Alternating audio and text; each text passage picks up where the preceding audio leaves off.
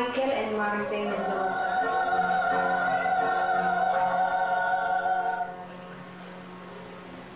Sa ngalan ng Ama at ng Anak at ng Espiritu Santo. Ginagabilinan niya sa pamamagitan ng Espiritu Santo ang mga apostol na kanyang hinirang. Pagkatapos ng kanyang pagbabata, maraming ulit siyang napakita sa kanila. Sa gayon, napatunayan siya ang mahal. Pinuspos niya ang buong simbahan ng kanyang ganap at abot-abot na mga biyaya.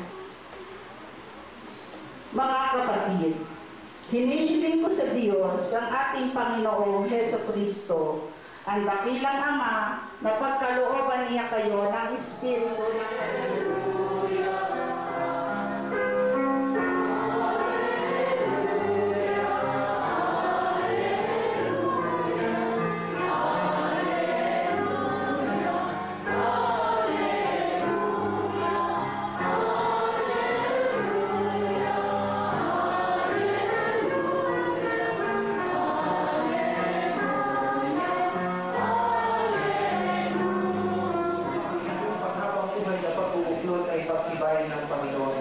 At kayo man mga kapatid na natitipon ngayon ay manalangin para kina Maylin at Danilo at bukas malat silang kagabi bilang magkaisang liblib sa ating sambayanan Kristiyano. Hinihiling ko ngayon na buong katapatan ninyong ipahayag ang inyong damdamin sa isa't isa. Maylin, bukal ba sa iyong loob ang iyong pagparido upang makaisang liblib si Danilo na iyong pamamahalin at paglilingkuran habang buhay? Danilo, bukal ba sa iyong loob ang iyong pagparido upang makaisang liblib si Maylin na iyong pamamahalin at paglilingkuran habang buhay?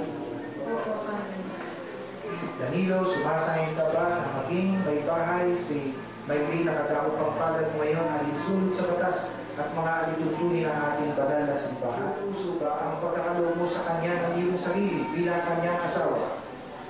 Opo, Padre. Nakalaan ka bang balitatin sa piling niya para natulan ng buhay may asawa? Opo, Padre. Kaya naman Kapanamin kami po ang inyong mabin. Magkaisa, kaloob at damdamin mula sa kaginhawaan at kailangan.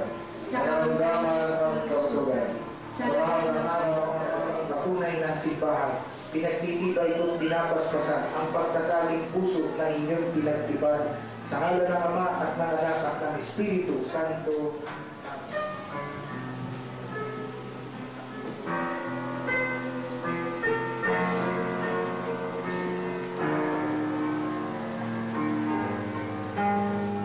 Jesucristo, kasama ng Espiritu Santo magpasawalang hanggan. Amen.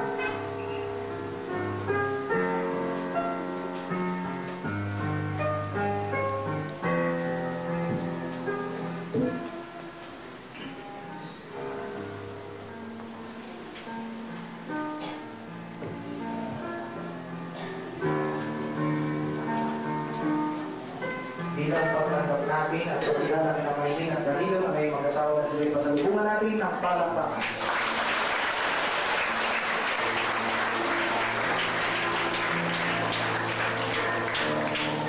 Ang lahat po ay magsitayo.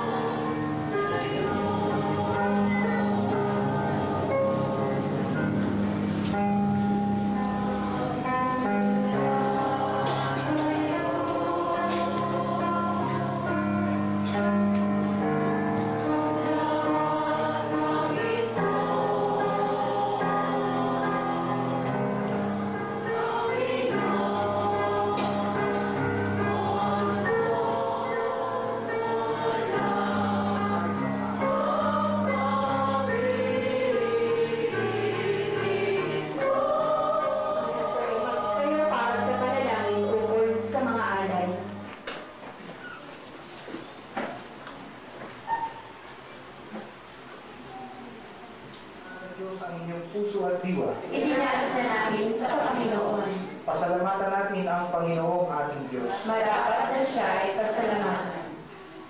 Ama naming makapangyarihan, tunay nga marapat na ikaw ay amin sa iyo para sa tanan. Siya ang tagapasya sa lupa't kalangitan. Hindi niya ibinaksi ang aba naming pagkatao sa pagluklok sa kanan mo. Sapagkat kami ang katawan, ito ang aming katawan ay hahandog para sa inyo.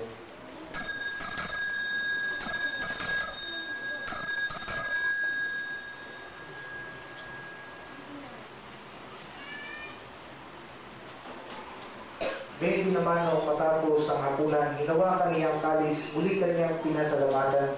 Iniabot niya ang kalis sa kanyang mga alagad at sinabi, "Tanggapin ninyong lahat ito at inumin. Ito ang kalis ng aking dugo, ng bago at walang hanggang tipan.